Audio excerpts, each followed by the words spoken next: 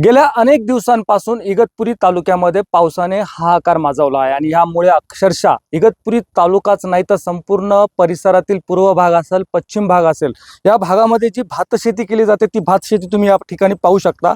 अक्षरशः या भात शेतीने आपला जीव सोडलेला आहे आणि ही जी वेळ आहे ह्या वेळेमध्ये ही जी भात शेती आहे ही कापणीला आलेली होती आणि आता या पावसामुळे ही भात शेती अक्षरशः नेस्तानाबूत झाली आहे।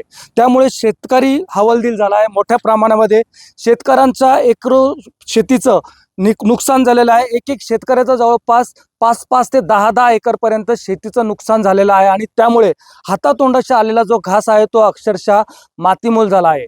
अनेकांसाठी ही दिवाळी आनंददायी गेली, परंतु शेतकऱ्यांसाठी ही दिवाळी दिवाळं काढणाऱ्या आली की काय असं म्हणण्याची वेळ आता शेतकऱ्यांवरती आलेली आहे। आपल्याबरोबर इगतपुरी तालुक्यातील काही शेतकरी आहेत, त्यांची नेमकी प्रशासनाकडनं काय अपेक्षा आहे ते आपण जाणून घेऊया। दादा, काय सांगाल, नेमकी ही शेती आहे तुमची संपूर्णपणे नेस्तनाबूत झाली, काय सांगाल नेमकं? मुळात शासनाकडून गेल्या 2024 पर्यंत जो शासन निर्णयानुसार जो पीक विम्यासंदर्भात जो निर्णय होता, काही ट्रिगर शासनाकडून हटवण्यात आल्यामुळे आज अशी परिस्थिती निर्माण झाली आहे। शासनाचं धोरण आणि शेतकऱ्याचं मरण अशी परिस्थिती निर्माण झाली आहे। आज शेतकऱ्यांनी दात कोणाकडे मागायचे असा प्रश्न निर्माण झालेला आहे। गेल्या आता 21 तारखेपासून हा मुसळधार आणि एकदम कोसळधार पाऊस पडतोय।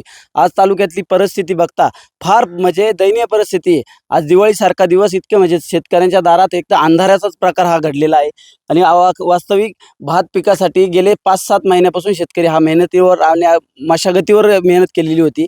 पण आज या धोरणामुळं आणि मुळात शासनाने काही असे कायदे आणून ठेवलेले आहे। एनडीआरएफच्या ज्या धर्तीवर शेतकऱ्यांना जी मदत दिली जाते ती फक्त 3 हेक्टरपर्यंत आहे। हेक्टरी मर्यादेची 8 न लावता सरसकट जर मदत दिली तर शेतकऱ्याच्या हातात काही 2 रुपये शासनाची मदत आहे ती पोहोचू शकते। पण अशा जर ज्या शासनाचे जे काही निकष टाकल्याने पीक विम्यासंदर्भात बी काही निकष टाकल्याने काढणी पश्चात हा नियम त्यांनी हटवून टाकला आणि 3 ट्रिगर ते काढल्यामुळे शेतकऱ्याचं आज अक्षरशः शासनाच्या पदरी आज खरोखर मरण आहे। अशा प्रकारे जर शासन जर शेतकऱ्यांसाठी हेळसांड किंवा त्यांच्याशी वागत असेल तर अक्षरशः शेतकरी वेटामिटीस आलेला आहे। परिस्थिती गंभीर आहे आणि आज खरोखर या शेतकरी राजाला मदत करण्याची अक्षरशः गरज आहे। दादा, काय सांगाल, काय नेमकी आता परिस्थिती आहे? 21 तारखेपासून तर आजच्या 27 तारखेपर्यंत जो पाऊस पडला त्याच्यात शेतकऱ्यांचं एकदम अतोनात नुकसान झालं आणि शेतकऱ्यांचे नुकसान हे न भरून निघणार आहे, परंतु शासनाने सरसकट असे पंचनामे करून शेतकऱ्यांना मदत करावी ही शेतकऱ्याची अपेक्षा आहे।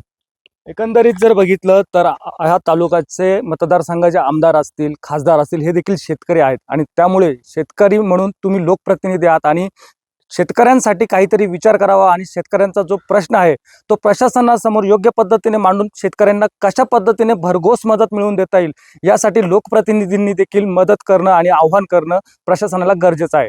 त्यामुळे येणाऱ्या पुढील भविष्य काळामध्ये शेतकऱ्यांसाठी कसा निर्णय हा प्रशासन घेतं, कशा पद्धतीची मदत देतं हे पाहणं देखील तितकंच आता महत्त्वाचं असणार आहे। पुढारी न्यूजसाठी विकास काजळे, इगतपुरी, नाशिक।